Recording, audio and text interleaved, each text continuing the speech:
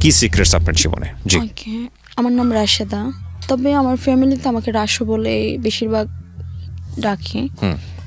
বাড়ি মহেশখালী, আমরা ভাই বোন 4 জন। আমার আব্বুর নাম হোসেন আলী। আচ্ছা। ভাই বোন 4 জনের মধ্যে আমি সবার ছোট। আচ্ছা। ভাই 2 জন, বোন 2 জন।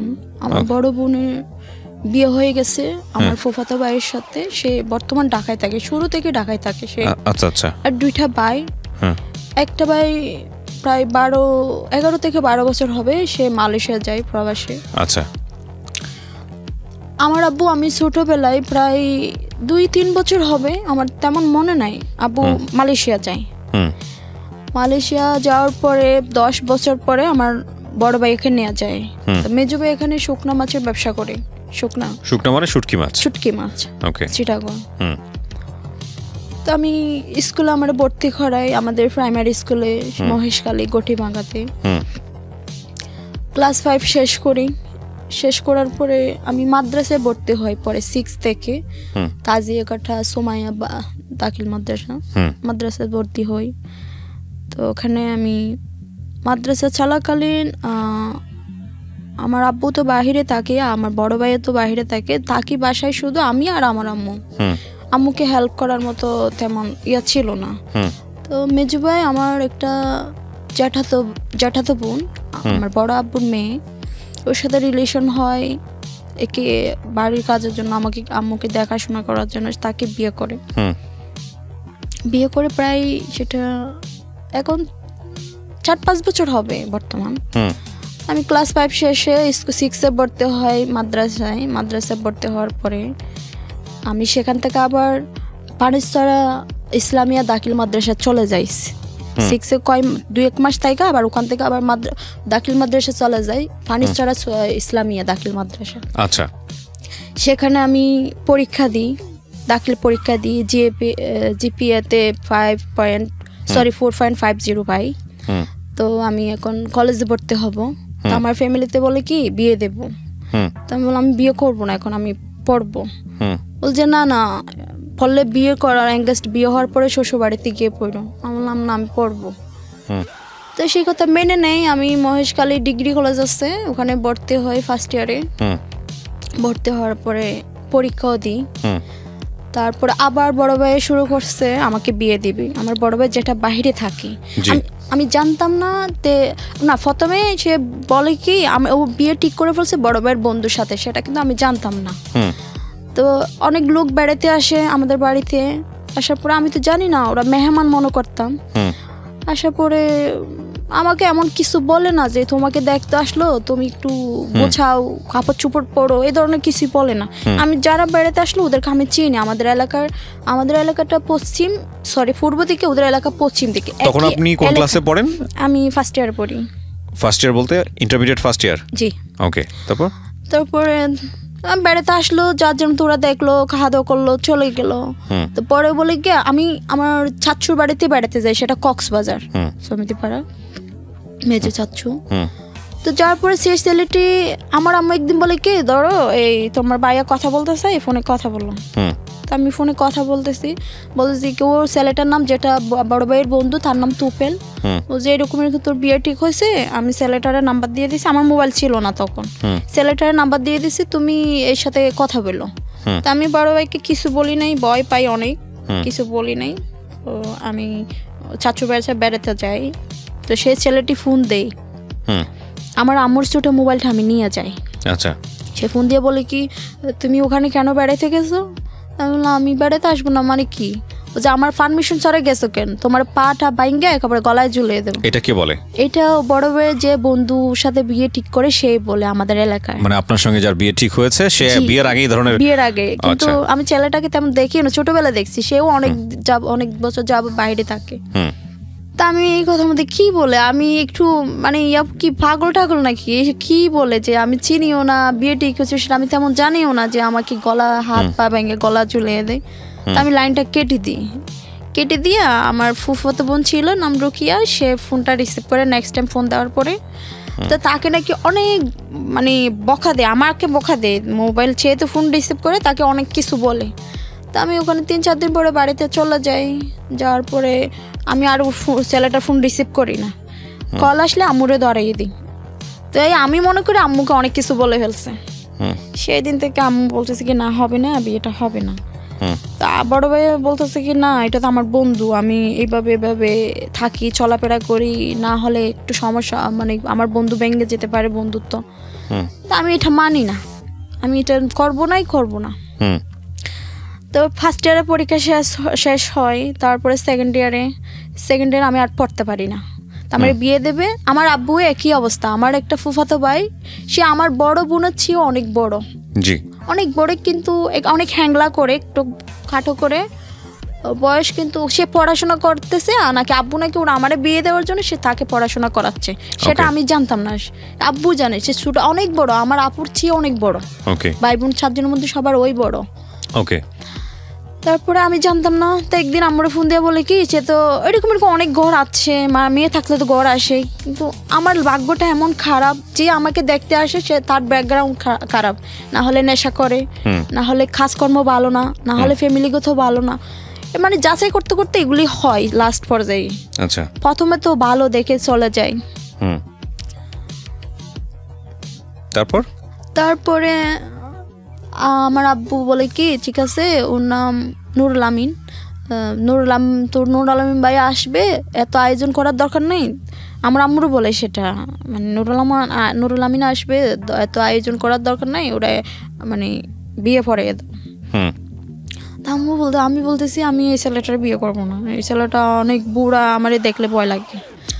তা আব্বু বলে কি এইসব মানি না, তুই অনেক ফতমিও, অনেক লোকজন আসে, তারপরে ব্যাকগ্রাউন্ড খুঁজতে বিয়েটা ভেঙে যায়, এটা খারাপ, এটা এরকম, এটা এরকম।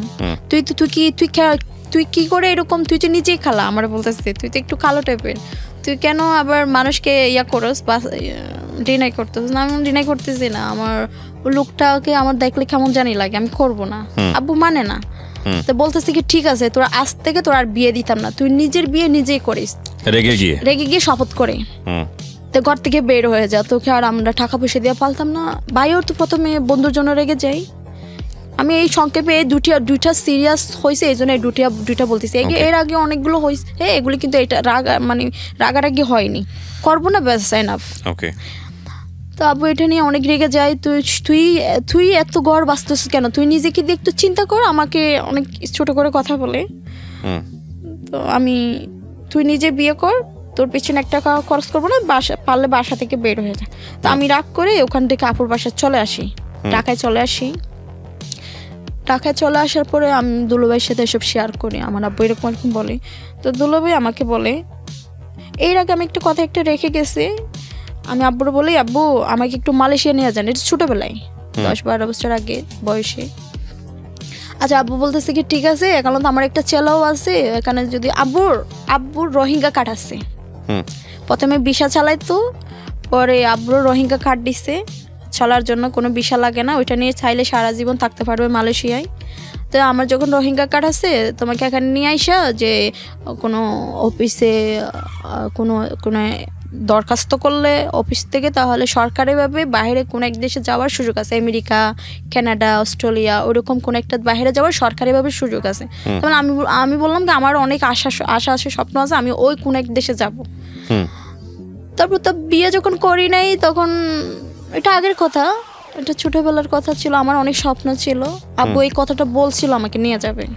আচ্ছা, পরে আমি দুলুভাইয়ের সাথে পরামর্শ করি, দুলুভাই আব্বু যে একদিন আমাকে ওই কথাটা বলছিল যে আমাকে নিয়ে যেতে পারবে মালয়েশিয়া গেলে, ওখান থেকে সরকারিভাবে বাইরে যাওয়া যাবে, আমার পক্ষে কি ওরকম যাওয়া কোনো সিস্টেম আছে? আচ্ছা, তখন আপনার বয়স কত? 4-5 বছর আগের কথা। মানে কত সালের গল্প এটা? প্ল্যান করতেছেন কত সালে যাওয়ার জন্য? আপনি রাইট নাও বলছিলেন আপনার বয়স 22 বছর। জি, মানে তার মানে তখন আপনার কত?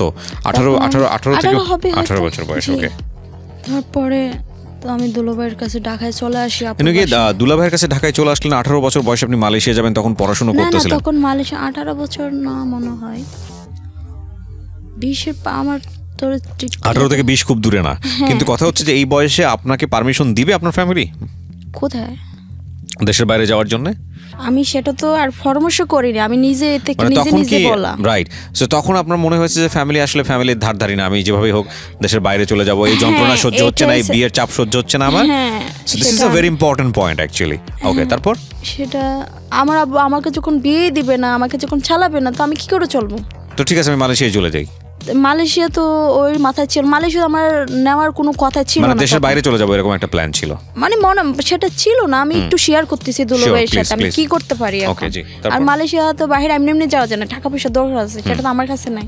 আমি দুলাভাইয়ের সাথে শেয়ার করি। এই দুলাভাই কি আপন দুলাভাই? হ্যাঁ আপন দুলাভাই। দুলাভাইয়েরও তো মানে কাজ টাজ ভালো, ব্যবসা বাণিজ্য। আমি দুলাভাইয়ের সাথে শেয়ার করি কি করতে পারি। এখন তো আমার ফ্যামিলিতে বিয়ে দিবে না, আমার চালাবে না, আমার বাড়ি থেকে বের হয়ে যেতে বলতেছে। এখন আমি কি করব, আমি চলবো কিভাবে?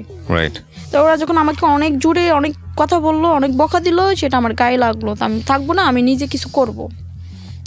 তো কি করবে এখন? তো এখন তো বর্তমানে জব পাওয়ার অনেক কঠিন। তো তখন ওই যে রোহিঙ্গা ক্যাম্প, রামু কক্সবাজার ওদিকে রোহিঙ্গা ক্যাম্পে এসএসসি পর্যন্ত দাখিল পর্যন্ত পড়লেই যে একটা চাকরি হয়, তখন আমি ওখানে করি, অ্যাপ্লাই করি। চাকরির তো হয়, চাকরি একটা হয়। আমার একটা দাদা আমার একটা চাকরি দেয় মাসে 15,000। ওখানে কোনো সব দিকে চারোদিকে সমস্যা, পানির সমস্যা, ওয়াশরুমের সমস্যা, নেট না, মোবাইলে কোনো নেট নাই, সব দিকেই সমস্যা। তো আমি বললাম এখানে থাকবো না। তো ওখান থেকে ওই আমার জবটা আমি আমার একটা ছাত্র বোনকে দিয়ে দিই। তার একটা বাচ্চা ছিল, সেও মারা গেছে, ওর হাজবেন্ড নাই, সে অনেক অসহায়, তাকে আমি ওটা দিয়ে দিই। দিয়ে আমি ঢাকায় চলে আসি কক্সবাজার থেকে। তো দুলাভাইকে বলি আমি এখন কি করব। তখন এক বছর পর্যন্ত ছিল ওইটা।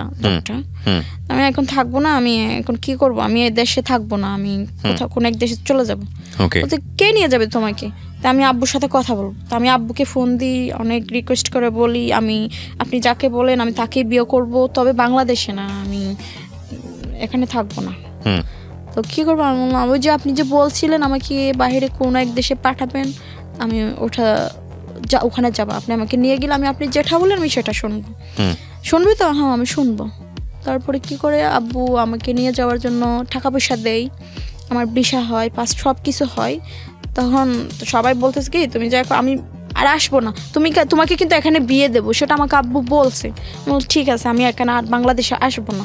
তো তুমি যখন আসবে না, বাড়িতে ভাইয়া বকা দিছে, মা বকা দিছে, যাও একবার ঘুরে আসো, লাস্ট বারের মতো। তো গত বছর রমজানের আগে আমার সব কিছু ভিসা টিসা শেষ হয়। আমি বাড়িতে যাই, মহেশখালীতে যাই। তখন রমজান 15 রমজান ভালোভাবে থাকি। 16 রমজানে আমার সব কিছু হয়ে যায়, টিকিট হয় না, ভিসা সব হয়ে যায়। তো 16 রমজানে আমার ফেসবুকে একটা মেসেজ আসে, হাই হ্যালো। আচ্ছা, আমি কোনো অ্যান্সার দিই না, হাই হ্যালো করে আমি কোনো কিছু অ্যান্সার দিই না। একদিন 2 দিন 3 দিন, প্রায় 18 রমজান। তো সে বলে কি আপনি কি ছেলে না মেয়ে, ফেক আইডি নাকি আপনাকে জিজ্ঞেস করে? হ্যাঁ SMS এ জিজ্ঞেস করতেছে, কোনো কিছু অ্যান্সার দেন না কেন, আপনি কি পড়তে পারেন না? তো আমি বলি তখন আপনি কি দেখতে পাচ্ছেন না যে এটা কি ছেলে? জি দেশে আমি ভিসা টিসা সব হয়েছে, আমার ভিসা হয়ে গেছে, কিন্তু আমি 1 মাস পরে যাব, রমজানের পরে আমার ফ্লাইট। তো আমি রমজানের পরে যাব, পরে ফ্লাইট, আমি রমজানের আগে দেশে যাই, আমাদের বাড়িতে যাই সবাইকে দেখার জন্য। তো বলি আমাকে জিজ্ঞেস করে তুমি ছেলে না মেয়ে? তা আমি উত্তর দিই, সেই সময় আমার একটু খারাপ লাগে। তা আপনার কি চোখ নাই, এটা ফেসবুক আইডিটাকে মেয়ে নাকি ছেলে, আপনি কি দেখতে পাচ্ছেন না আমি ছেলে না মেয়ে, আপনি আমার থেকে জিজ্ঞাসা করতেছেন? ও তো অনেক সময় তো মানুষ ফেক আইডি দিয়া নাম, মেয়ের নাম দিয়ে ছেলেরা ইউজ করে। আমার ফেসবুক আইডির নাম ছিল আয়েশা ফেরদৌস, আমার নাম দিয়ে খোলা ছিল না, এটা আমার বাগিনীর নাম দিয়ে খুলছিলাম। তো সে কথা বলার পরে মেয়ে না ছেলে আপনি কি দেখতে পাচ্ছেন, সে ও আচ্ছা তাহলে আয়েশা ফেরদৌস। আমি বললাম হ্যাঁ, কিন্তু আমার অরিজিনাল পরিচয় আমি তাকে দিই না। তো সে আমাকে পরিচয় দেয় না, তো আমি কথা বলি না। আমি ছোটোবেলা থেকে আমার কোনো ছেলে আসলে সত্য কথা কেউ আমাকে প্রপোজ করে নাই, কোনো কেউ না। আমি আসলে ঠিক আছে, এটা হতেই পারে, কেউ আমাকে প্রপোজ করে নাই, এর প্রতি আমার কোনো ইন্টারেস্ট ছিল না। সে বলে কি রমজান 18 রমজান, তার সাথে আমার SMS, আমি তার রিপ্লাই দিই। তারপরে জিজ্ঞেস করে আপনার বাড়ি কই, আমি কিন্তু পরিচয় সত্য পরিচয় দিই না। আমি বলি আমার বাড়ি কক্সবাজার, কিন্তু কক্সবাজার না। তা আমি তার থেকে জিজ্ঞেস করি কোথায় বাড়ি, সে বলে চিটাগং। তার প্রতি আমার কোনো ওরকম কোনো আগ্রহ ছিল না, সে প্রত্যেকদিন মেসেজ করে এটা করে। তাই আমি এই ছেলেটা এমন বিরক্ত করতেছে কেন, এই বিরক্ত জেলায় বলে কি আপনি কি আমার সাথে কথা বলতেছে, আর বলছে হ্যাঁ। তো আপনি তাহলে রাত 3টার সময় আমাকে ফোন দিন। তো রাত 3টার সময় ফোন দিতে বলে আমি ঘুমিয়ে যেতাম, মোবাইল সাইলেন্ট করে দিতাম। সে সকালবেলা উঠে বলতে কি আমি তো আপনাকে ফোন দিয়েছি 3টার সময়, আপনি ফোন রিসিভ করেন না যে। আমি জানি না, আমি ঘুমিয়ে গেছি। আমি কিন্তু ইচ্ছে করে এই ফোনটা মানে ওই যে বিরক্ত করতো, এই আমি শাস্তি দিতাম এটা আমার জ্বালাই। তো আমি ফোন না করতে অনেক বারণ করি। তারপর আমার মেসেঞ্জারে মাঝে মাঝে আমি নেটও অফ করে দিতাম। এরপরে আমার আব্বু কিছু আমাকে হাত খরচের জন্য টাকা দেয়, যে কিছু কেনাকাটার জন্য আমাকে 40,000 মতো টাকা দেয়। আম্মুকে দেওয়ার জন্য 10,000 দেয়, মোট 50,000 টাকা দেয় আমাকে। সেটা কক্সবাজার ইসলামী ব্যাংকে দেয়। তো আমি ওখানে আসি। তো আসার একদিন আগে বলছি কি প্লিজ, তখন রমজান শেষ হয়ে যায়, SMS করি, কথাও বলি। আমি ওকে অনেক বকা দিই, অনেক কিছু বলি, তারপরেও সে আমাকে ফোন দেয়, কিছু মনে করে না। তাই বললাম একটা ছেলেকে এত কিছু বলি, এটা কোন ধরনের ছেলে, এত বিরক্ত করে কেন। তারপর ভাবলাম, সে বলতেছে কি এখন তো ঈদ শেষ, আপনি আমার সাথে একটু দেখা করেন। আমি কেন দেখা করব, তো দেখা করেন আপনাকে একটু দেখি। তো আমি ভাবলাম আমি তো মালয়েশিয়া চলে যাচ্ছি, দেখা করে যায়, আর আমার তো যেতেই হচ্ছে কক্সবাজারে টাকাটা উঠানোর জন্য, যাক দেখাই করি। আর আমার একটা মানত ছিল যে বদর মোকাম মসজিদ, আমার একটা নামাজ, নফলিয়া নামাজ মানত ছিল। তাকে বলতেছি আচ্ছা ঠিক আছে, দেখা করতে চাইলে আপনি বদর মোকাম মসজিদের সামনে আসেন, আমি ওখানে যাব। তো আমি নামাজটা পড়ে তোকে জিজ্ঞেস করে আপনি কি ধরনের শার্ট পরছেন, আপনাকে তো চিনতেছি না, অনেক লোকজন আছে। তো বললাম আমি একটা সাদা শার্ট পরছি। তো আমি ভিতর থেকে দেখি সে একটা ফুল নিয়ে আপনি একটা দাঁড়িয়ে আছে। তা আমি দেখি আমি আর সামনে যাচ্ছি না, আমি সামনে যাব না। তো সে বলে কি না আমি আসলে অনেক অসুস্থ, আমি চিটাগং থেকে তোমার সাথে দেখা করার জন্য সারা রাত ঘুমাইনি, সে রাতে গাড়িতে উঠছি, রাতে ঘুমাইনি, প্লিজ একটু দেখা করেন। তো একটা ভাবলাম একটা মানুষ আমার জন্য চিটাগং থেকে রাতে না ঘুমিয়ে আসলো, আর তো আমি এর সাথে বন্ধুত্ব করবো না, আমি তো এমনিতেই চলে যাবো, আমার তো বন্ধুত্বের কোনো ইয়া নাই, আমি মালয়েশিয়া চলে যাবো, যাক এতই কাছে যখন আসলে একটু দেখা করি। তা আমি ওখান থেকে বের হয়ে তার সামনে যাই, গিয়ে কথা বলি। তো আর বলি কে আসেন কোথাও গিয়ে বসি, আমি একটু বিরিয়ানি রেস্টুরেন্টে গিয়ে বসি কক্সবাজারে। তো ওখানে বিরিয়ানি ভাত টাত খাই, তারপরে সে আর উঠতে পারছে না, এইভাবে মাথাটা নিচু করে আর উঠতে পারে না। আমি জিজ্ঞেস করলাম কি সমস্যা, বলছে আমার খুব খারাপ লাগতেছে, আমি পারতেছি না, আমার খুব জ্বর, আমার মাথা ব্যথা, আমি আর উঠতে পারতেছি না। সে উঠতে পারে না আর কথা বলতেছে না। তো আমি একটু আচ্ছা ঠিক আছে আপনি কি এখানে কিছুই চিনেন, যে আমাকে ডাক্তারের কাছে নিয়ে যান। আপনি কি আর কোনো এখানে ডাক্তার চিনে, বলছে আমি চিনি না কিছু। বলে ঠিক আছে এখানে আলফাতে একটা হসপিটাল আছে, চলেন ওখানে, ওটা আমি চিনি, কারণ আমার আম্মুকে নিয়ে গেছিলাম অনেকবার। আমি ওকে নিয়ে যাই, তারপর ডাক্তার পরীক্ষা করে ওষুধ দেয়। আপাতত পরীক্ষাটা সে করে না ওখানে, তো সে চলে যায়। তা আমি বলি আপনি কি যেতে পারবেন, বলছি হ্যাঁ। চলে যায় বাড়িতে, আমিও টাকা নিয়ে আমার বাড়িতে চলে যাই। চলে যাওয়ার পর সে যে অসুস্থ, আমি ফোন দিছি ওকে, ফোনটা রিসিভ করে না। প্রায় 5 দিন পর্যন্ত কেউ ফোন রিসিভ করে নাই। 7 দিনের মাথায় ওর বোনে রিসিভ করে, ওর বোন সুমি জিজ্ঞেস করে কে, আয়েশা ফেরদৌস, ওই যে আমার ফেসবুকের নামে চিনতো। আমি বললাম জি আমি আয়েশা ফেরদৌস। ও ভাবি আমি আপনার সম্পর্কে অনেক কিছু জানি। ভাবি আমি তো ওর সাথে কোনো বন্ধুত্ব তখন কিছু হয়নি। আচ্ছা ভাবি মানে এই ছিল হচ্ছে ওই ছেলের কি হয় বোন, আপন বোন, 2 বোন, ওরা 3 ভাই। ওকে। আমি বললাম ও আপনার ভাইয়ের কি অবস্থা, বলছি অনেক কান্না করতেছে, মানে বাড়ির মধ্যে মনে হয় অনেক কান্নাকাটি, সবাই কান্নাকাটি করতেছে, মোবাইলে আমি কথা শুনতে পাচ্ছিলাম না। তাই বললাম আপনার ভাইয়ের সাথে আমি একটু কথা বলতেছি, একটু মোবাইলটা দিন। বলছে ভাইয়া তো চোখ খুলতে পারতেছে না আজকে 1 সপ্তাহ ধরে। তো ওর মা বলতেছে কি হ্যাঁ মা তোমার সম্পর্কে আমি অনেক কিছু শুনছি, তোমার সাথে নাকি রিলেশন আছে 3 বছর। বললাম না আমার সাথে আন্টি রিলেশন 3 বছর না, প্রায় 15 দিন হবে, হয়তো 15-20 দিন হবে। ও যে আমার সামনে লজ্জা পাচ্ছ। বললাম না লজ্জা, সে আমার কথা বিশ্বাস করে না আন্টিটা, ও ছেলে নাকি বলছে আমার সাথে 3 বছর রিলেশন আছে। তারপরে বলি আমার ছেলের জন্য একটু দোয়া করো, আমার ছেলের পরিস্থিতি ভালো না, খুব জ্বর, মাথা ব্যথা, খুব কঠিন পরিস্থিতি, ওকে ঢাকায় মেডিকেল ভর্তি করবে, ঢাকায় নিয়ে যায়। এর দেখা করার প্রায় আরও 20 দিন পরে সে আমাকে ফোন দিয়ে বলে, 1 সপ্তাহ তো আমার সাথে কথা হয়নি দেখা করার পরে, বলে কি আয়েশা ফেরদৌস আমি তোমাকে দেখতে চাই, এখন একটু আসতে পারবা চিটাগং মেডিকেলে? ওর মাও বলতেছে মা একটু আসো না, অনেক রিকোয়েস্ট করতেছে। তো আব্বু যে আমাকে টাকা দিল, ওখান থেকে আমি 12,000 টাকার মতো নিয়ে বাকিগুলো আম্মুকে দিয়ে আমি কিছু না বলে আমি একটু মার্কেটিং করব বলে আমি বাড়ি থেকে বের হয়ে যাই। চিটাগং যাই। চিটাগং যাওয়াতে আমি ফোনের যোগাযোগ করে যাই। তা অসুস্থ অবস্থা আমাকে রিসিভ করে হসপিটালে নিয়ে যায়, কেবিনে যাই।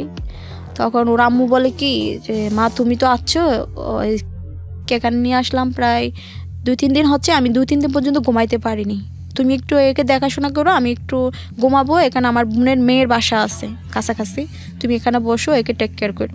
বলে ঠিক আছে যান আপনি। তো ওর চলে গেল, আমার সাথে অনেক সুন্দরভাবে কথা বলে। তখন আমি ওর পাশে বসে থাকি। তারপর রাত 12টার সময় সে কাঁপতেছে, অনেক জ্বর, আমি দৌড়ে দেখছি অনেক জ্বর। তখন আমি একটা তাওলা দিয়ে আমি কপাল টাপাল মুছে দিই। তারপরে সকাল হওয়াতে আমি ডাক্তারের কাছে গিয়ে বলি খুব সমস্যা, রাতে জ্বর ছিল, রাতে তো ডাক্তার নেই, এমনি অন্য কেবিনে লোক আছে, রোগী আছে, ডাক্তার একটা ইঞ্জেকশন দেয়। তারপর মা এসে বলে কি, আমি জিজ্ঞেস করি আন্টি টাকা পয়সা আছে আপনার, যে এতে কক্সবাজারের চিকিৎসা অনেক চিকিৎসা অনেকে করছে, টাকা পয়সা আছে শর্ট। তো আমি ওর আম্মুকে 5,000 টাকা দিই, নিতে চাইনি, আমি জোর করে দিছি, খুব অবস্থা খারাপ। এরপরে সাদেকের জন্য সবার জন্য খাবার নিয়ে আসে, ওই যে সাদেকের খালাতো বোন আর খালাতো বোনের হাজবেন্ড দুজনে আসে। তো এসে বলতেছে কি ভাবি আমি আপনাকে ভাত খাইয়ে দেবো, কিন্তু আমাকে টাকা দেওয়া লাগবে। আমার খাইয়ে দিতে হবে না, আমার হাত আছে, তাহলে হাতটা ধুয়ে দিলে দেন, কিন্তু টাকা দিতে হবে। তাহলে আচ্ছা ঠিক আছে। তখন তো আমার কিন্তু টাকা তখন শর্ট ছিল, তারপর আমি লজ্জায় টাকা দিই, 2,000 করে দিই। ওরা নিজে থেকে চাইছে টাকাটা, আমি দুইজনকে 4,000 টাকা দিই, ওর খালাতো বোন আর হাজব্যান্ডকে। ওর মারা দিই 5,000, 9,000 চলে যায়। 12,000 থেকে আমার আপডাউনের মধ্যে আমার 1,000 চলে গেছে, 1,1100 হবে হয়তো। আর আমার 1,000 টাকা, 1,000 কম ছিল। আবার একদিন খাইলাম, আমি একটু ছোটোবেলার থেকে একটু ভাত কম খাই, আমার সেটা অভ্যাস, আমি রুটি একটু বেশি পছন্দ করি। ভাত আনার পরে বলি কি আমি ভাত খাবো না, তখন ওর বোনা যায় বলতেছে কি টাকা দেওয়ার বয়ে ভাত খাচ্ছেন না, তখন আমি ভাত খাই। ভাত খাওয়ার পরে সে একটু সুস্থ হয়। তারপর ওখান থেকে রাত পরের দিন সন্ধ্যা হয়ে যায়, তো ওর মা আসে বলে কি তুমি এখন রেস্ট করো, তুমি তো সারা রাত ঘুমাও নি, আমি এখানে বসি, তুমি একটু রেস্ট করো, যাও ঘুমাও।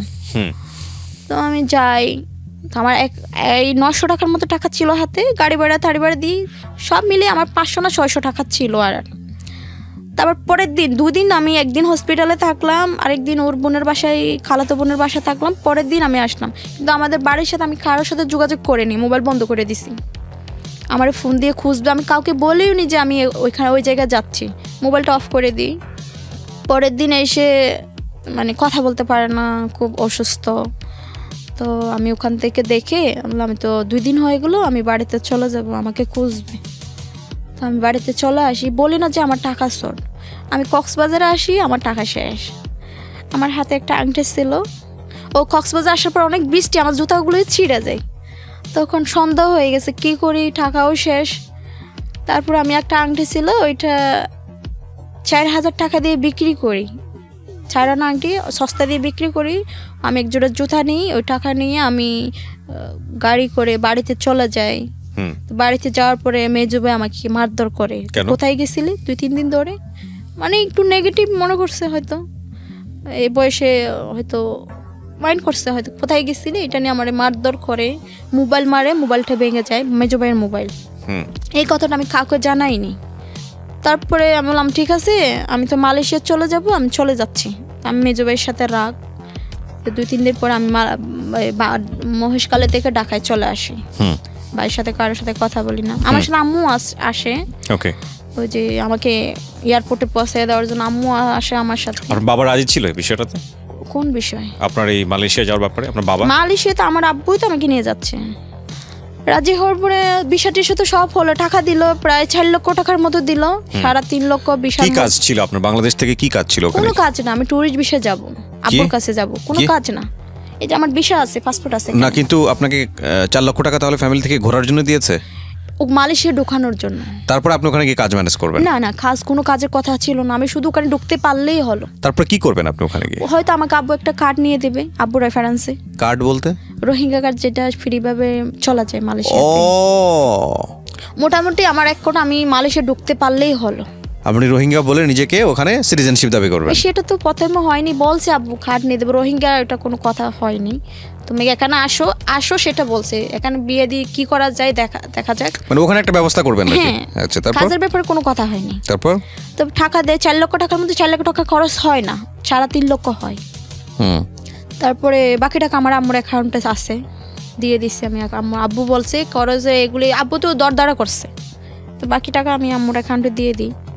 তারপরে আমি আমার সাথে দেখা হওয়ার পরে, অসুস্থ হওয়ার পরে আমি ঢাকায় চলে আসি। কে বলি না এই কথাগুলি, আমি অতটুকু মনে করতাম না তখন। আমি জাস্ট একটা মানুষ অসুস্থ, আমাকে খুব রিকোয়েস্ট করলো, আমি এই জন্য দেখতে গেলাম। কোনো কিছু ছিল না, ফ্রেন্ডও ছিল না, জাস্ট পরিচয়। ঢাকা আসার পরে আমার 3 দিন পরে ফ্লাইট হবে, তখন আমি সাদিককে বলি আমার জন্য দোয়া করো। একটা কথা ভুলে গেছি, আমি যেই দিন সকালে আসবো, একদিন এর আগের দিন রাতে সকাল আমি চলে আসবো ঢাকায়। দিয়ে বলে কি, মা আমি তোমাদের বাড়িতে আসবো। আন্টি কেন? আমি জিজ্ঞেস করি নর্মালি, তোমাকে দেখতে আসবো। আমি বললাম আমি ঢাকায় যাচ্ছি, এটা নিয়ে পরে হবে কথা। তারপরে আসে নাই? না, আসে নাই। আমি পরে সকালে ঢাকায় চলে আসি, আম্মু আর আমি। তারপর আমার বলে আমি চলে যাচ্ছি, সে তো অনেক কান্নাকাটি করতে, আমি তোমার পছন্দ করি। আমি এসব কিন্তু বিশ্বাস করি না। মানে ফেসবুকের মাত্র কয়েকদিনের পরিচয়ে কোনো কিছু বিশ্বাস করিনি। মিথ্যা কথা, আমি মনে করতে মিথ্যা কথা বলতেছে। আমি এটার প্রতি আমি কোনো গুরুত্বও দিইনি। আমি চলে যাই মালয়েশিয়াতে, চলে যাই। আমার ট্যুরিস্ট ভিসা মেয়াদ ছিল 3 মাস। ফার্স্টে 1 মাস আমি ফ্রিভাবে থাকতে পারবো, এরপর 1 মাস বাড়াতে পারবো, এরপর আরেক মাস। আমি 1 মাস থাকি। 1 মাস থাকার পরে দেখি আমার ভিসার শেষ। আমার আব্বু নিয়ে আরেক মাস বাড়িয়ে দেয়। আমার সবকিছু এখানে আমি আনছি ডকুমেন্টস। যাওয়ার পরে এত আব্বু কি করছে, একদিন জুমার দিন সে নামাজ পড়তে যায় বাংলাদেশে। ওই যে মানে বাবা ওখানে আছে, সেও রোহিঙ্গা পরিচয় গেছে, থাকবে ওখানে, এরকম চিন্তা ভাবনা? পরিচয় হয়নি। তাহলে মানে সেও প্ল্যান করেছে সে রোহিঙ্গা দিয়ে ওখানে সিটিজেনশিপ নিয়ে নেবে? সেটা হবে পরে। আচ্ছা, 1 মাস পর্যন্ত কিছু বলেনি আমাকে। 1 মাস আমি যাওয়ার পরে আব্বু অনেক হ্যাপি, আমাকে একটা মোটর গিফট করে, মোটর বাইক। আমি বাইক চালাতে পারি। আপনার বাবাকে আগে থেকে ছিল মালয়েশিয়াতে? হ্যাঁ, 22 বছর। 22 বছর। তাহলে তো আমার এই কোশ্চেনগুলো রেলেভেন্ট হচ্ছে না। আমার আব্বু, আমি ছোটবেলা থেকে মালয়েশিয়া থাকি। আব্বু যাওয়ার কয়েক বছর পরে আমার বড় ভাইকে নিয়ে যায়। ওরা দুইজন এখনই বর্তমান আছে। আপনার বাবা খুব খুশি আপনি মালয়েশিয়াতে চলে গেছেন? আমাকে একটা মোটর লেডি বাইক একটা গিফট করে। আমি তো অনেক খুশি। 1 মাস পর্যন্ত আমি অনেক এনজয় করছি, বাইক চালাতে পারি। আমি অনেক জায়গায় আমাকে নিয়ে যায়, দেখায় এটা এরকম। আমি মালয়েশিয়ায় কালান্তানে ছিলাম কতবার, তুনজু, মাইডিন, সব জায়গায় আমি ঘুরছি। মার্ডিনে মার্কেটে যাই, আমাকে টাকা পয়সা দেয়, আমি টাকা পয়সা কিছু খরচ করে কিছু রেখে দিই। আমি অনেক হ্যাপি। আমি এর প্রতি কোনো গুরুত্বপূর্ণ রিসিভ করি না। সে একদিন ওর মা অনেক ফোন করে কান্নাকাটি করতেছে, মা তুমি নাকি মালয়েশিয়া চলে গেছো? না, হ্যাঁ আমি আন্টি মালয়েশিয়া। এটা কি করলা? আমার ছেলে মরে যাবে, আমি তোমাদেরকে ছাড়বো না, অনেক কিছু বলতেছে। একদিন সে ভিডিও কল দিয়ে কি বলে, মসজিদের ভিতরে, তাও সেদিন জুমার দিন, কোরআন শরীফ এভাবে মোবাইল সামনে রেখে বলছে, আমি কোরআন শরীফ ধরে বলতেছি, তুমি যদি মালয়েশিয়া থেকে বাংলাদেশে না আসো, আমাকে বিয়ে না করো, আমি আত্মহত্যা করবো, এই কোরআনের কসম। যখন সেদিন আমার খুব খটকা লাগে, তারপর আমি বিশ্বাস করি না, ছেলেরা বলে। সেদিন কি করলো, সে বলতেছে ভিডিও কলে দেখো আমি কি করতে পারি বলে হাত কাটে, এভাবে আমার সামনে ভিডিও কলে হাত কাটে। তো আমি তাড়াতাড়ি ওর মার কাছে ফোন দিই, মার নাম্বার ছিল, সবার নাম্বার আমার কাছে আছে, আত্মীয় স্বজন সবার নাম্বার, 100টা নাম্বার হবে কমপক্ষে। এমন কোনো ফ্যামিলির ও আত্মীয় স্বজন নাই যে আমাকে চিনে না আর আমার নাম্বার ওদের কাছে নেই। সবার নাম্বার আমার কাছেও আছে, ওদের কাছেও আছে। তারপর আমি ভয় পাই, ওর আম্মুকে ফোন দিয়ে, আচ্ছা আন্টি ভাই তো হাট কাটছে, আপনারা একটু গিয়ে দেখেন। দেখে সে অজ্ঞান হয়ে গেছে, হসপিটালে ভর্তি করে। তো পর থেকে ওর আম্মু আমাকে অনেক গিয়া দিচ্ছে, আমার ছেলের কিছু হলে তোমাকে ছাড়বো না। আব্বুর ওখানে, আব্বু বিল্ডিংয়ের কন্ট্যাক্ট নিয়ে মানুষ দেওয়া করায়। ওখানে প্রায় 30-40 জনের মতো লোক ছিল। ওখানে একজন লোক ওদের বাড়ির পাশে, আমি এই কথাগুলি শেয়ার করি মামাকে, মামা এরকম কথা। তো ছেলেটাকে মামা চিনে গেছে। তো প্রথমে আমি আব্বুকে বলিনি। তো ও যখন অজ্ঞান হয়ে যায়, তারপরে ওর মা বাবা আমাকে অনেক বকা দেয়, মা তুমি তোমার হাত পায়ে দড়ি, তুমি আমার ছেলেটার বাঁচা, মনে হয় তোমাকে মাইন্ড করো না, লজ্জাপর কিছু নেই, আমার ছেলে তোমাকে খুব পছন্দ করে, তুমি চলে আসো। আমি তো এখানে চলে আছি, আমি কিভাবে যাবো? আমি দরকার হলো আমি টাকা দেবো তোমাকে, তুমি চলে আসো। তখন আমি খুব চিন্তায় পড়ে যাই, আমি কী করবো? একটা ছেলে কোরআন শরীফ ধরে বলছে সে মরে যাবে, আর পৃথিবীতে এমন কোনো শপথ নাই যে ভাইয়া করে নাই। সব কিছু কোরআন দিয়া, মক্কা শরীফ নিয়া, পিছনে একটা মক্কা শরীফের পিকচার ছিল মসজিদে, ওইটা নিয়ে কসম করছে। কোরআন তো হাতে ছিলই তো ছিল, ওইটা নিয়ে কসম করে। তখন আমি চিন্তায় পড়ে যাই, আমি কী করবো? পরে ভাবলাম আমি যে মালয়েশিয়া আসলাম, তো এখানে আমি হয়তো আব্বু আমাকে রোহিঙ্গা বিয়ে দেবে, আমার কিছু আমি নিজের পায়ে দাঁড়ানোর জন্য আমেরিকা পাঠাবে, হয়তো আমি আমেরিকা আমার নিজের ইচ্ছে অনুযায়ী হাজব্যান্ডের সাথে কোনো পরামর্শ করে যাব। যদি আমি যাকে বিয়ে করি সে যদি আমাকে ভালো না বাসে, ঠিক না হয়, আমি টাকা পয়সা নিয়ে কী করব? না যাক, এই ছেলেটা মনে হয় আমাকে অনেক ভালোবাসে, আমি মনে হয় একে বিয়ে করলে আমার সুখী হবে, আমি টাকা পয়সা চাই না। আমি কাউকে বলি না, সেটা আমি মনে মনে একটু চিন্তা করি। কী করবো? সে আমি এমন সে কাজকর্ম করে না, 4 মাস পর্যন্ত কোনো কাজ করে না, আমি যেটা বলি সেটাই করে। আমি অনেক পরীক্ষা করি, এটা করো এটা করো, কিন্তু সব কাজই করে।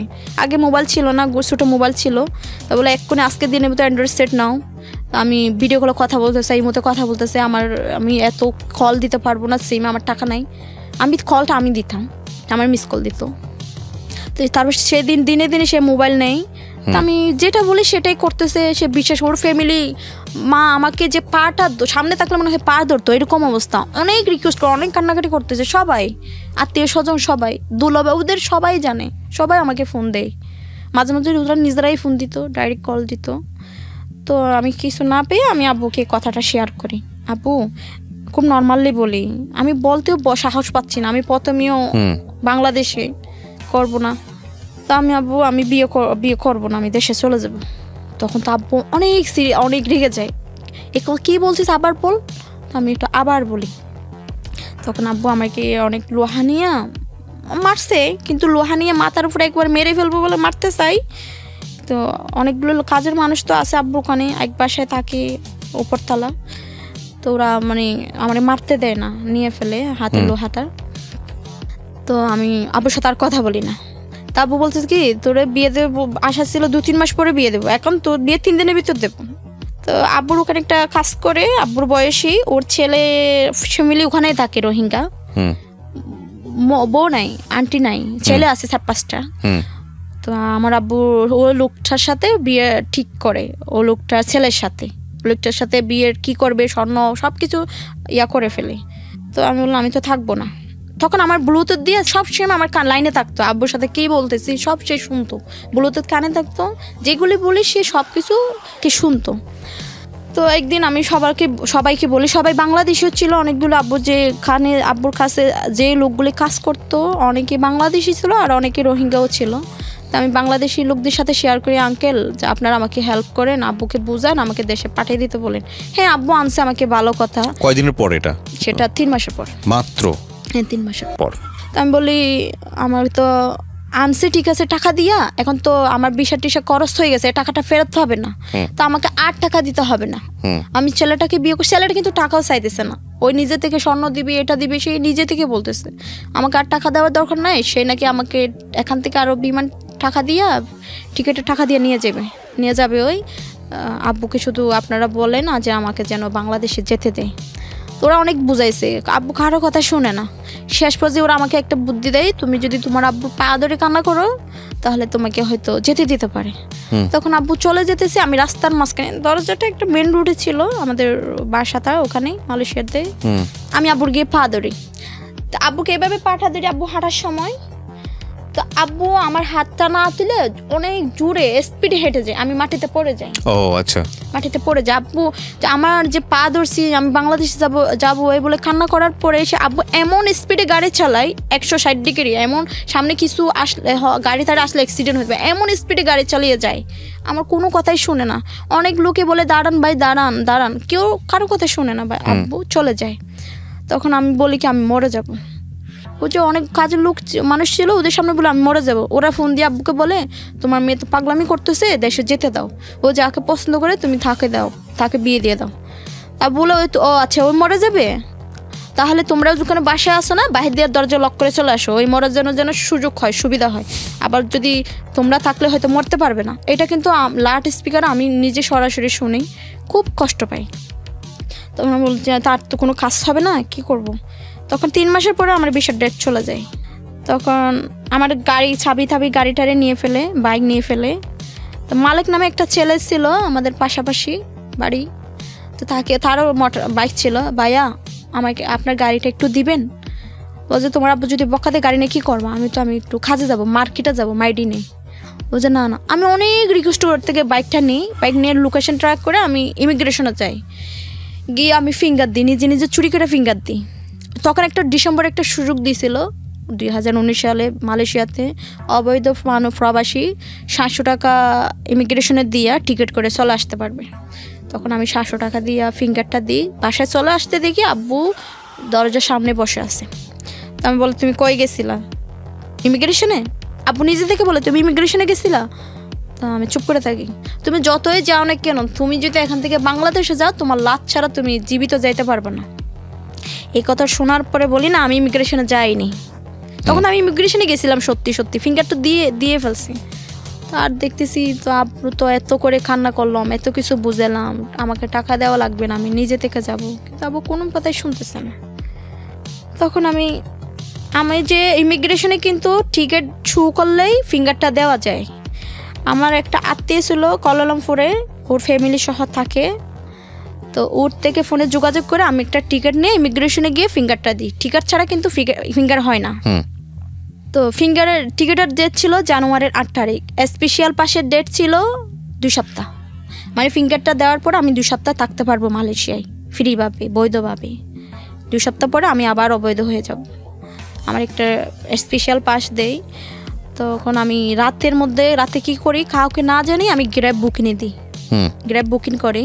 তো আমি ব্যাগ ট্যাগ নিয়ে চুরি করে ওখান থেকে কতবার বাস স্টেশনে যাই, টিকিট করে আমি কুয়ালালামপুর চলে আসি।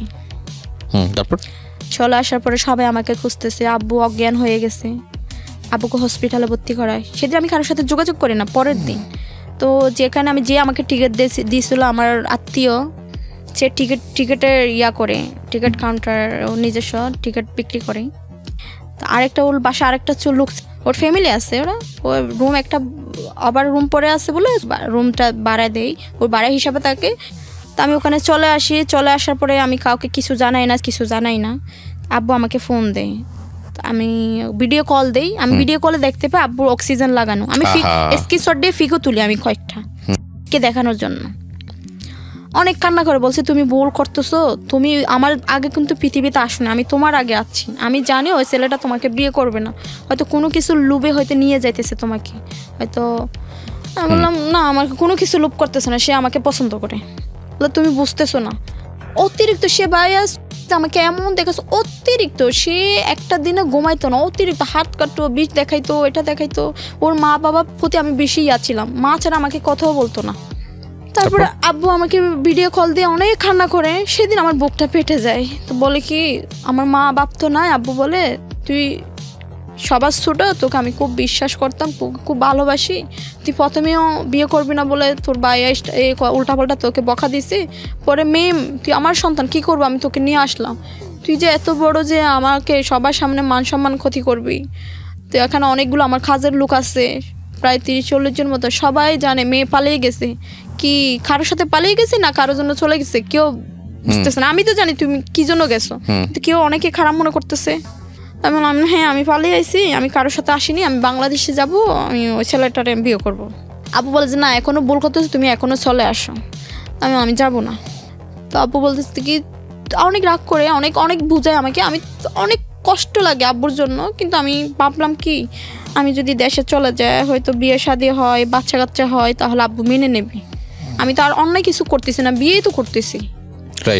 এইটা বলে আমি আব্বুর কাছে যাইনি, কিন্তু আমার মন চাইতেছে একবার আব্বুর কাছে যাই, আরেকবার সাদেকের কাছে যাই। কিন্তু ওই সময় আমিও শপথ করছি এর সাথে, ঠিক আছে তুমি যখন আমাকে এত পছন্দ করো, আমার জন্য জীবন দিতে পারো, একটা ছেলে আমার জন্য জীবন দিতে পারে, তাহলে আমি ঠিক আছে, আমি তোমাকে বিয়ে করব। ওকে, আমিও প্রমিস করি, ওয়াদা করি, আমি তোমাকে বিয়ে করব, কাউকে বিয়ে করব না, আমি বাংলাদেশে আসি। ঠিক আছে আসো। আব্বুর কাছে যায় না। তো আমার টিকিটের ডেট ছিল জানুয়ারির 8 তারিখ। 8 তারিখ পর্যন্ত আমি অপেক্ষা করি। এখানে ছিলাম, কে এইসব জানাই, তুমি কী বিষয় নিয়ে বাংলাদেশে যাচ্ছ, সব কিছু জানাই আমি। জানানোর পরে ওরাও নিষেধ করে আমাকে, তুমি যেও না, একটা অপরিচিত মানুষ, ওটা পরে আবার পরিচয় হয়ে গেছে, ওইটা আমাদের বাড়ির কাছাকাছি ছিল, ওদের বাড়ি গোড়াঘাটা ছিল। গোড়াঘাটে কি জানো গোড়াঘাটা ছাদ, তো আমি তো কাছাকাছি ওদের সম্পর্কে চিনি। কিন্তু হ্যাঁ, ও কিন্তু জাহাজে জব করে, বোটে, জাহাজ সাগরে যে মাছ মারে জব করে। ওর বাইরে বোটে যায়, ওর বাবাও বোটে যায় সাগরে। ওর ফ্যামিলি নর্মাল ফ্যামিলি, কোনো রকম চলে। সে তো আমাকে শেয়ার করছে, আমি সমস্যা নাই। এ বললে আমি টিকিটটা আমার জানুয়ারি, তো আমি ফ্লাইট আসবো, এয়ারপোর্টে আসি, এসে দেখি আমার টিকিট ক্যান্সেল হয়ে যায়। তো আমি তো ফিঙ্গার দিতে 700 টাকা দিছি, টিকিটের দাম গেছে 1500 টাকা। আমার যেগুলো ছিল, আমার আব্বু যেই টাকাগুলো দিত কলেজের জন্য, আমি যখন বাইর হইতাম বাইক নিয়ে, তখন আমার 50-100 টাকা যেগুলো দিত, সেগুলো আমি ব্রেকে ও কিছু জমাইয়া এগুলি করছি। তো আমারটা 8 টাকা নাই। তো আমি বল এরকম বিষয়, আমার টিকিটটা ক্যান্সেল হয়ে গেছে। সে বিশ্বাস করে না। তো আমি খুব বলি ঠিক আছে, এখন কি করব? তো দুলুভাই আমি দুলুভাইয়ের সাথে বাপুর সাথে এগুলি শেয়ার করি, সবাই জানে। তো দুলুভাই বলতেছে তুমি একে নিয়ে যাও মালয়েশিয়াতে, তুমি এসো না, আসলে দেশে এসে কি করবা? তোমার ভাইও তোমার প্রতি নাই, তোমার আব্বুও তোমার প্রতি নাই। তুমি যদি একে মালয়েশিয়া নিয়ে গিয়ে যদি কোনো একটা জব টপ করে, তাহলে দুইজনই সেটেল হতে পারবা। তো বলে কি ঠিক আছে, আমার কাছে অনেক লোকের দরকার, তো তুমিও আমার কাছে তোমাকে চাকরি দিব, তোমার ওই কেউ দিব।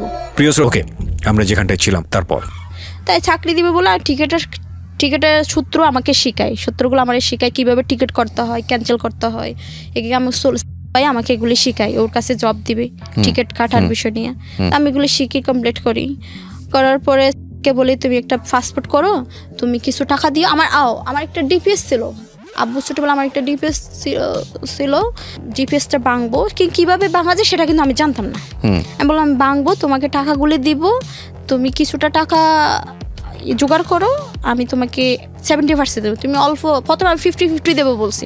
সে বলে আমার হাতে একটা টাকাও নাই, তুমি তো আমার বারণ করছো কাজে নেওয়ার জন্য, আমি কোনো কাজও করি না, তো আমার হাতে এখন টাকা না, আমি কীভাবে দেবো? ঠিক আছে, তুমি আজ থেকে কাজ করো, সমস্যা নাই, আমাকে তেমন সময় দিতে হবে না, আমি ঠিক আছে, আমি টাইম মতো চলে আসতে তো এখন পারতেছি না, তুমি পাসপোর্টটা করো, তারপরে তোমাকে এখানে নিয়ে আসবো। বলছি ঠিক আছে। আমিও প্রথমে বলছি কি সে টাকা দিবে বলছে, আমি 50%, সেও অর্ধেক। পাসপোর্ট করার পরে বলে কি আমার হাতে এখন 1 টাকাও নাই। এই পাসপোর্ট বানানোর আগে আমি এই যে সাথে যেখানে ছিলাম তার সাথে শেয়ার করি যে এরকম এখানে চলে আসতে চাই, তো আমি কি করবো? বলছে ওর কি ব্যাংক অ্যাকাউন্ট আছে? আমি বললাম হ্যাঁ আছে। সে বলছে তো ব্যাংক স্টেটমেন্ট দিতে পারলে সহজভাবে ট্যুরিস্ট হিসাবে মালয়েশিয়া ঢোকা যাবে। তো আমি বলি তোমার ব্যাংক স্টেটমেন্ট দাও। যে আমি এটা কি জিনিস আমি চিনি না, আমার না ছিল, তোমার অ্যাকাউন্ট নাম্বারটা দাও, আমি একটু দেখি, কথাবার্তা বলি, তোমার অ্যাকাউন্ট ঠিক আছে কিনা দেখি। সে আমাকে অ্যাকাউন্ট নাম্বার দেয়, কিন্তু ব্যাংকে কিন্তু আরেকজনের অ্যাকাউন্ট চেক করা যায় না, অ্যামাউন্ট বলে না। তো আমার আত্মীয়, আমার একটা দাদা ছিল ব্যাংকে চিটাগং, তাকে এখন ট্রান্সফার হয়েছে মহেশখালী থেকে, সে মানে বলে। তো আমি তার থেকে জিজ্ঞেস করি এরকমের অ্যাকাউন্ট দেখেন তো অ্যাকাউন্টটা চালু আছে কিনা, লেনদেন আছে কিনা। বলছে না, এটা তো 5 বছর হয়ে গেছে, ক্লোজ হয়ে গেছে অলরেডি, কোনো লেনদেনও হয়নি, প্রথম থেকে সে অ্যাকাউন্ট অন করছে ঠিকই, কিন্তু লেনদেন হয়নি। তো আমি বলি কী ব্যাপার, মিথ্যা বললা কেন, তোমার অ্যাকাউন্টে তো কোনো লেনদেনও নাই, অলরেডি বন্ধ। সে বলে আমার সাথে রাগ করে গরম হয়ে যায়, বলছে আছে, আমার আরেকটা আছে। আচ্ছা যাই হোক, আমি তোমাকে টাকা দিতে পারলেই তো হলো। তো আমি এই বিষয় নিয়ে নিজেকে মালয়েশিয়া আনার ব্যাপারে বলছিলেন, তার তো এখন অ্যাকাউন্ট ক্লোজ, এখন কি করা যাবে? যে অ্যাকাউন্ট ক্লোজ হলে স্টেটমেন্ট ছাড়া ট্যুরিস্ট হিসাবে ঢোকা যাবে না মালয়েশিয়ায়। তাহলে এখন তুমি মিথ্যা কথা বললা, আমিও দেশে আর যেতে পারতেছি না, আমি অবৈধ হয়ে গেলাম, আবার জানুয়ারি শেষ হয়ে গেল, স্পেশাল পাশের ডেটও শেষ, এখন কি করবা? তুমি এখানে আসার চেষ্টা করো, ট্যুরিস্ট হিসেবে না হোক যেভাবে আসতে পারো, আমি তোমাকে হেল্প করব। সে বলে কি আমি এখন আর যাবো না মালয়েশিয়ায়, তুমি বাংলাদেশে চলে আসো, মন না চাইলে এসো না। তাহলে কি বলে, এখন আমি আব্বুর কাছ থেকে চলে আসলাম, ভাইয়ের কাছ থেকে চলে আসলাম, আমি কিভাবে আব্বুর কাছে ফেরত যাবো? তাহলে তুমি চলে আসো দেশে। ঠিক আছে, মানে সে অনেক রিকোয়েস্ট করতেছে, না আসলে মরে যাবো। একবার বলে কি এসো না, আবার বলে কান্না করে হাত কাটে। সেটা আমি হাত যে কাটছে ভিডিও করে, আমার ভিডিও কলে হাত কাটা নাই। আরেকদিন ভিডিও হাত নিচে প্লেট দিয়া, উপরে হাত দিয়া ব্লেড দিয়া খাইটা রক্ত জড়াই আমাকে একটা ভিডিও পাঠায়, সেটা আমি এদেরকে দেখাই। ওরা বলে না ঠিক আছে তুমি চলে যাও, চলে যেতে হলে এখন তখন মার্চ, এই বছরের মার্চ, জানুয়ারিতে আমি আসতে পারিনি, কথাবার্তা ওই ভিসা পাসপোর্ট করাইছে, এরকম করতে করতে 1 মাস চলে যায়। মার্চের মধ্যে তো লকডাউন, পুরা পৃথিবী লকডাউন। তো আমি বললাম কিন্তু লকডাউন, তো বলে কি তুমি বেশি জানো না আমি বেশি জানি, এখন তুমি যদি নিজে থেকে যদি ইমিগ্রেশনে গিয়ে কিছু টাকা জরিমানা দাও, মালাই রিঙ্গিত 3000 রিঙ্গিত, তাহলে তোমাকে আরেকটা নতুন করে ছপ দিবে শিল, তাহলে ওইটা নিয়ে তুমি দেশে যেতে পারবা, তুমি নিজের থেকে স্যালেন্ডার করলে তোমাকে অ্যারেস্ট করবো না। তো আর আমি কারোর সাথে এটা নিয়ে কোনো যোগাযোগ করি নাই, কারো থেকে জানতে চাইনি, আমি গেলাম সোজা ওদের কথায়, মানে বলে মানে আমাকে ইমিগ্রেশনে নিয়ে যায় ওর গাড়ি নিয়ে। ওখানে যাওয়ার পরে তো আমি মালাই কথা বুঝি না, আমি মালাই কথা কিছুই জানি না আসলে, এখন মোটামুটি কিছুটা জানি, তখন আমি কিছুই জানতাম না মালাই কথা। তো আমি গিয়ে জিজ্ঞেস করি কী ব্যাপার, পুলিশ থেকে জিজ্ঞেস করি কী সমস্যা, যে না আমার টিকিট ক্যান্সেল হয়ে গেল, আমি যেতে পারলাম না, আমি জানি না কী সমস্যা হয়েছে আমার টিকিটে। সে বলে কি আচ্ছা সমস্যা নাই, তুমি টিকিট টাকা দিলেই তুমি যেতে পারবা। টাকা দিলেও কিন্তু এই মুহূর্তে যাওয়া সম্ভব না, বাংলাদেশ ফ্লাইট বন্ধ, কোনো ফ্লাইট নেই। তো আমি কী করবো, বলছে লক আপে থাকো, 2 সপ্তাহ লক আপে থাকো, বাংলাদেশ ফ্লাইট করলে তুমি চলে যাও। তখন আমি লক আপে থাকি, আমাকে লক আপ 2 সপ্তাহ বলে আমাকে লক আপে নিয়ে যায়। লক আপে যে এত কষ্ট, মালয়েশিয়া জেলখানা কাকে বলে, একদম কাছে, অনেক ঠান্ডা কাকে বলে, একদম ডিপ ফ্রিজ, আর বলার মতো ভাষা নাই। যারা মালয়েশিয়া লক আপে আছে ওটা ফুত্রা যাইয়া ইমিগ্রেশন, যারা আছে তারা হয়তো বুঝবে, ওরা মালয়েশিয়াতে অনেক লোক তো আছে বাংলাদেশি, হাজার হাজার, অনেক ঠান্ডা, খাবারগুলো অনেক সময় গন্ধ, অনেক 3-4টা মাস আমি অসুস্থ ছিলাম। আচ্ছা, আমি ওদের বলি, পুলিশকে বলি প্লিজ আমাকে একটু ওষুধ দেন, মেডিসিন দেন, আমি অসুস্থ। আপনি তো ইচ্ছা করে কাজটা করেছেন, তাহলে আপনাকে সাপোর্টটা দেয়নি ওরা? খারাপ, আপনি যে পুলিশের কাছে ধরা দিলেন, আপনার অপরাধটা কি ছিল? আপনি তো ইচ্ছা করে ধরা দিয়েছেন। ইচ্ছা করে ধরা দিয়েছি, আমার অপরাধ কোনো কিছু নাই, অপরাধ ওই যে বাংলাদেশ ফ্লাইট বন্ধ, এই জন্য আসতে পারিনি আমি।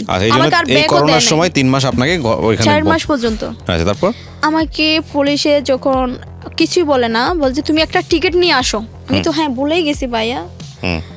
প্রথমে ইমিগ্রেশন যাওয়ার পরে গিয়ে বলে কি তুমি যদি টাকা জরিমানা দাও দেশে যেতে পারবা, তুমি টিকিট নিয়ে আসো। তখন আমি ফোন দিই যে আমাকে ইমিগ্রেশনে পাঠায়, তুমি বাংলাদেশে যেতে পারবা, একটা মালিন্ডা একটা এয়ারলাইন্স আছে, মালিন্ডা একটা ফ্লাইট আছে, তুমি ওই মালিন্ডা ফ্লাইটে তুমি বাংলাদেশে যেতে পারবা 22 তারিখ, মার্চের 22 তারিখ। তো আমি ওখানে গিয়ে পুলিশে যখন বলে তুমি টিকিট আনতে পারলে 3000 রিঙ্গিট দিলেই তুমি যেতে পারবা। তো আমি টিকিটের জন্য ওই তো টিকিটের কাজ করে আমি ওকে ফোন দিই, ভাই আমাকে একটা টিকিট দিন, এখন টিকিট দিলে আমি যেতে পারবো, পুলিশে আমাকে বলছে যাওয়া যাবে। তখন সে ওই মুহূর্তে বলে কি এখন তো ওই ফ্লাইটটা নাই, সকালবেলায় তার সাথে কথা বলে গেছি, 1 ঘন্টা পর আমি তাকে ফোন দিছি, সে বলে কি এখন ফ্লাইট বন্ধ হয়ে গেছে। তো আপনি যে বললেন যে ফ্লাইট আছে 1 ঘন্টা আগে, যে আপনি আমাকে কেন পাঠাইলেন না, বলছি নাই বলে লাইনটা কেটে দেয়। তো পুলিশ বলে কি আমি জানি এখন কোনো ফ্লাইট নাই, তারপর তুমি যখন এখানে আসলা এই জন্য তোমার দিয়ে ইয়া করলাম, এখন ফ্লাইট নাই। তারপরে আমাকে হ্যান্ডকাপ লাগাই, ওরা ডকুমেন্টস আমার একটা ফর্ম দিয়ে ওটা ফিল আপ করে কেন আসছি, কী জন্য গেলাম, এগুলি আর কি, কে আছে, ফিল আপ করার পরে ওই ফর্মটা নিয়ে নেই। আমার সব মোবাইল আমার থেকে নেয়, মোবাইলটা হাতে নিয়ে একটা সামনের ক্যামেরা দিয়ে আমি একটা ফিক তুলে পাঠাই, ওরা SMS করিয়ে বলি, ফোনে কথা বলতে পারতেছি না, এই ছবিটা পাঠানোর এই কারণে যে না আপনি সত্যি হ্যাঁ সত্যি আমি ফোনে ভয়েস দিয়ে বলছি আমাকে অ্যারেস্ট করে ফেলছে। এর আগে তো এর সাথে যোগাযোগ করে গেছি আমি ইমিগ্রেশনে, আমি বলে আমার জন্য দোয়া করো, যদি বাইসেন্সলি যদি আমাকে ধরে ফেলে কোনো প্রকারে আমার জন্য 3টা মাস অপেক্ষা করো।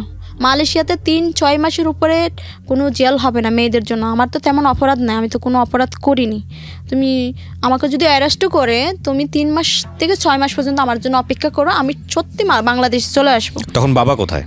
তখন কেলান্তানি, আমার যেখানে থাকে তখন মালয়েশিয়াতে আছে কেলান্তানি, এটা কুয়ালালামপুর থেকে প্রায় 10 ঘন্টা রাস্তা কেলান্তানিটা। আপনি শুধুমাত্র এই জেলে যাচ্ছেন, বাংলাদেশে ফিরবেন সে কারণে, এবং বাংলাদেশে ফেলে মালয়েশিয়াতে কিন্তু আমি ইমিগ্রেশনে যাওয়ার আগেও আব্বুকে ফোন দিছিলাম।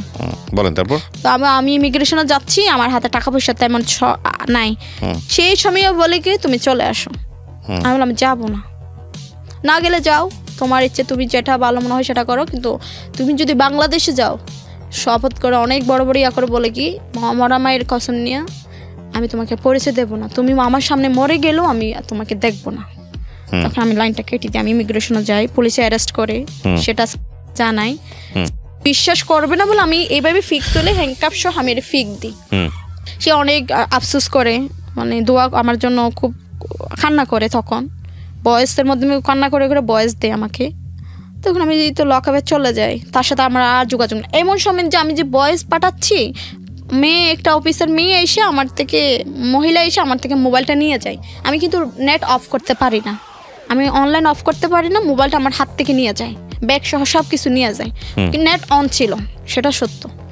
নেট অন থাকার পর মোবাইলটা নিয়ে যায়, সব কিছু নিয়ে যায়, আমার মাথার একটা ব্যান্ড পর্যন্ত নিয়ে যায়, কিচ্ছু দেয় না। আন্টি সব কিছু খুলে নেই, কিচ্ছু নাই।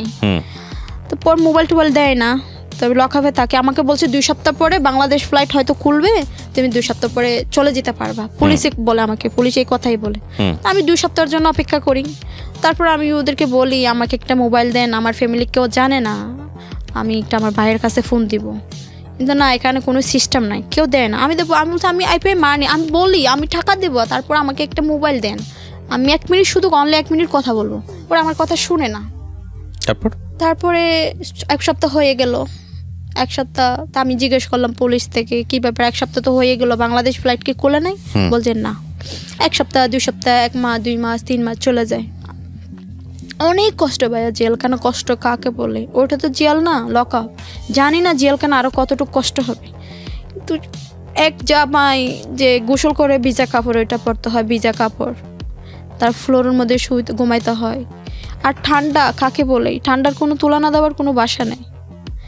খাবারগুলি, খাবার নিয়ে সমস্যা হতো না, আমি তো এমনি ভাত একটু কম খাইতাম, নাস্তা দিত, আপেল টাপেল দিত, পাউরুটি দিত, এগুলি খাইয়ে থাকতাম।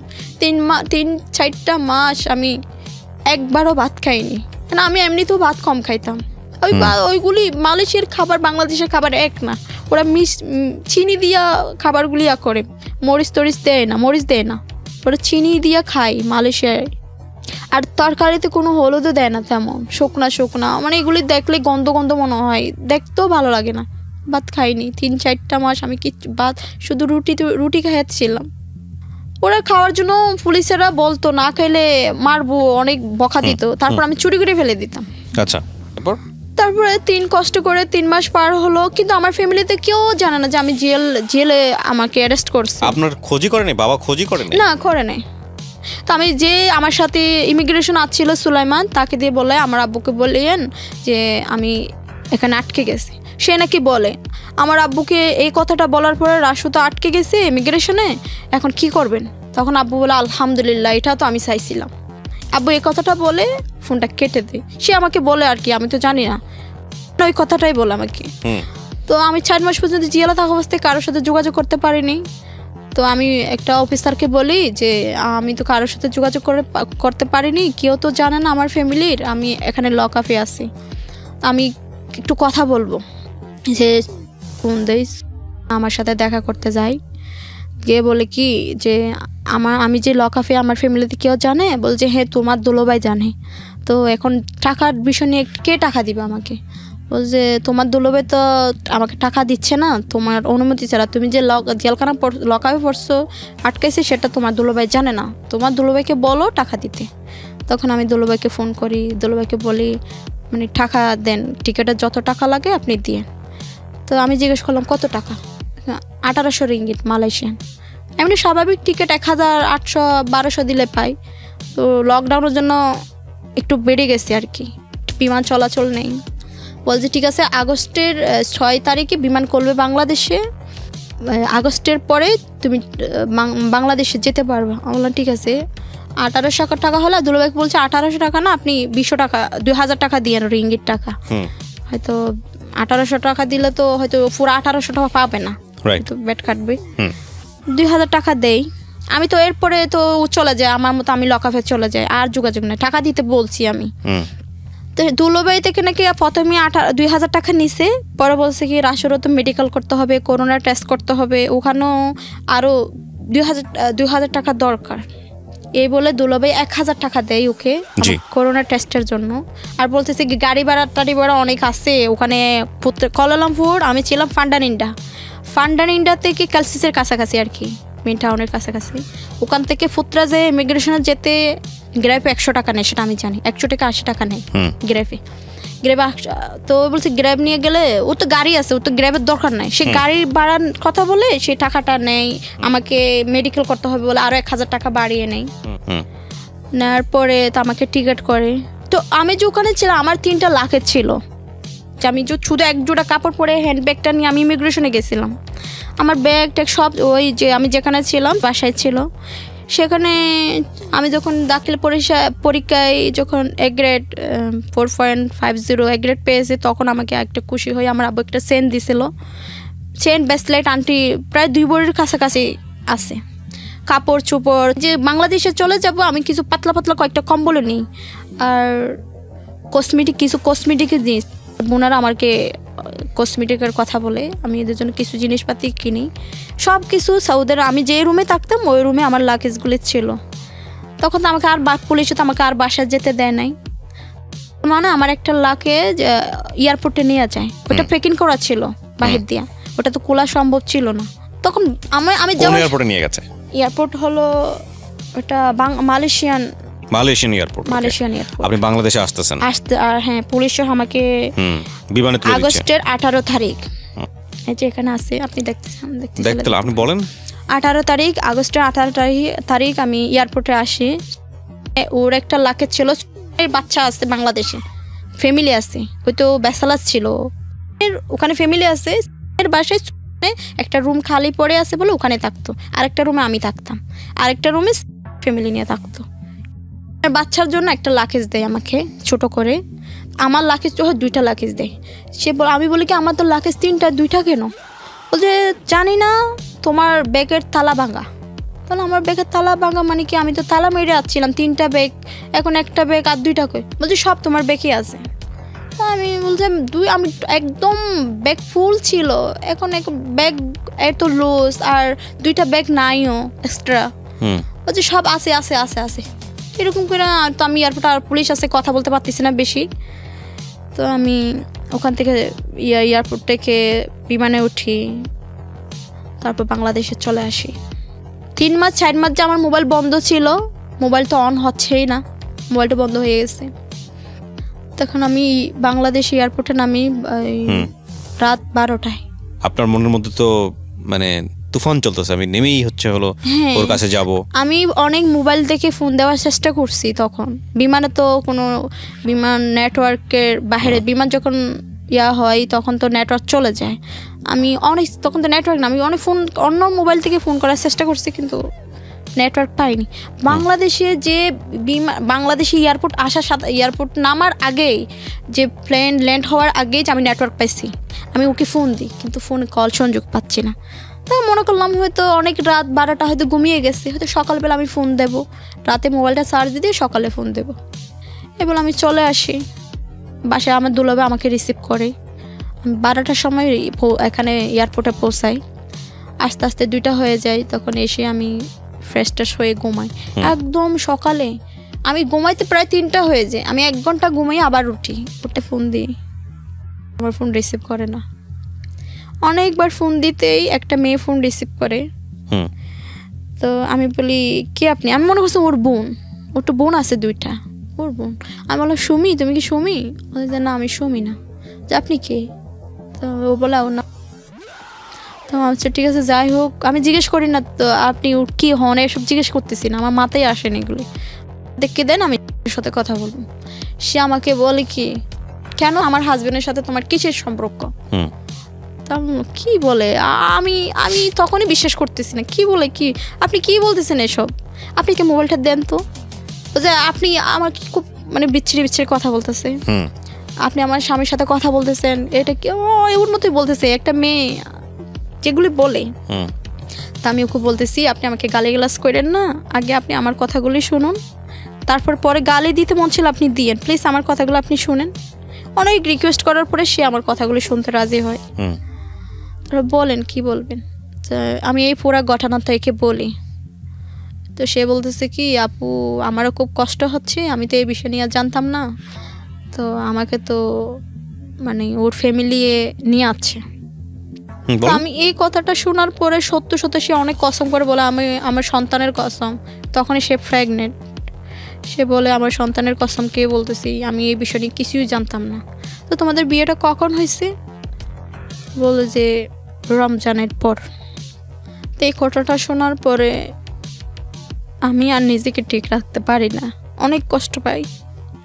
তখন আমি ওর মাকে ফোন দিয়ে বলি কি আন্টি আপনারা আমাকে কি বলছিলেন যে কত কত কষ্ট কিছু না বললেন, আমার জন্য মরে যাচ্ছে, আমাকে আপনার মা ছাড়া কথা বলতেন না, আপনার ছেলে অনেক ভালো, আপনার ছেলেকে বাঁচাইতে একটা মানুষকে জীবন বাঁচানো ফরজ, অনেক কিছু তো আপনারা আমাকে বললেন। আপনার ছেলের জন্য আপনার ছেলের জীবন বাঁচাতে গিয়া আমি কিন্তু আপনার ছেলেকে পছন্দ করতাম না প্রথমে, আপনারা অনেক রিকোয়েস্ট করছেন বলেই আমি আমার বাপ মা ছেড়ে সবাই বলছে তুমি যে ওখানে যাচ্ছ তোমার পিছনে কেউ থাকবে না, তোমাকে তেজ্য সবাই আমাকে বলছে, মা ভাই বোন সবাই। তা আমি ভাবলাম বিয়ে হলে হয়তো কতদিন থাকবে, 2-1 বছর রাগটা পরে সব ঠিক হয়ে যাবে। কিন্তু ওর মা বলে কি অনেক কান্না করতেছে, মা দেখো তোমাকে নিয়ে তো আমাদের অনেক আশা ভরসা ছিল, বিয়েটা আমরা করাইনি। ওর মাও অনেক বড় বড় কসম খাচ্ছে আমি মুসলমান থেকে বের হয়ে যাব যদি মিথ্যা কথা বলি। তুমি লক আপে পড়ার পরে তোমার ছবিটা আমাকে দেখাইছি, ওর মা বলে কি। তো লক আপে যাওয়ার পরে ছবিটা দেখার পর আমরাও অনেক আফসোস করছি। ও আমার ছেলেটার বলছি বাবা তুমি অপেক্ষা করো মেয়েটি আসো। তো সাদেক নাকি তখন বলছে আল্লাহ জানে সে কয় বছর পরে জেল থেকে ছাড়া পায়। আমি কিন্তু বলেই দিছি 3 থেকে বেশি হলে 6 মাস। আমি তো কোনো অপরাধ করিনি, শুধু আমার ভিসার ডেট এক্সপায়ার হয়ে গেছে এই জন্য আমার লক আপে আটকে রাখা। কিন্তু তখনও তো আমাকে আটকে রাখতো না, যদি বাংলাদেশ ফ্লাইট সব দেশে ফ্লাইট বন্ধ, সব কিছু লকডাউন, এই জন্য তো আমাকে ওরা লক আপে রাখছে না। তখন ওরা অনেক আমাকে বুঝাইলো। তখন আমি মনে মনে ভাবি এখন তো আমি মাও হারাইলাম, বাপও হারাইলাম, ভাইও হারাইলাম, সব কিছু হারাইলাম। এখন আমি যার জন্য আসলাম সে তাকেও হারালাম, আমি কোথায় যাব এখন?